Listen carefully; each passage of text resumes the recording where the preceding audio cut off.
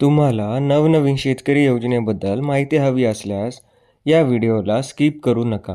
हा व्हिडिओ शेवटपर्यंत पूर्ण पहा. आणि आपण या व्हिडिओवरती नवीन असणार तर या व्हिडिओला लाईक करा आणि या चॅनलला सबस्क्राईब करा.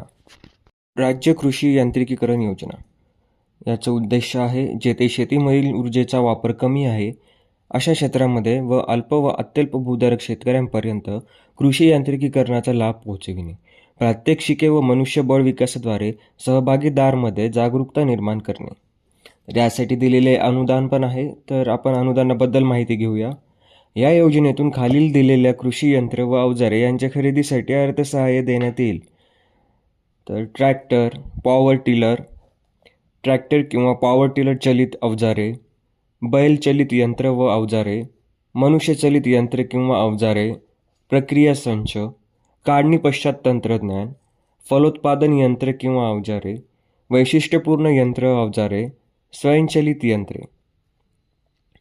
तर यासाठी पात्रता काय असेल? शेतकऱ्याचे आधार कार्ड असणे अनिवार्य आहे.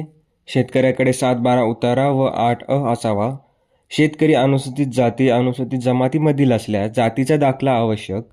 फक्त एकाच अवजारासाठी अनुदान देय राहील, म्हणजेच ट्रॅक्टर किंवा यंत्र किंवा अवजार.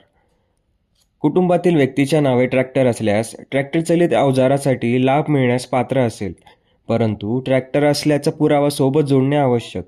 एखाद्या घटकासाठी किंवा अवजारासाठी लाभ घेतला असल्यास त्याच घटक किंवा अवजारासाठी पुढील 10 वर्षे अर्ज करता येणार नाही, परंतु इतर अवजारासाठी अर्ज करता येईल.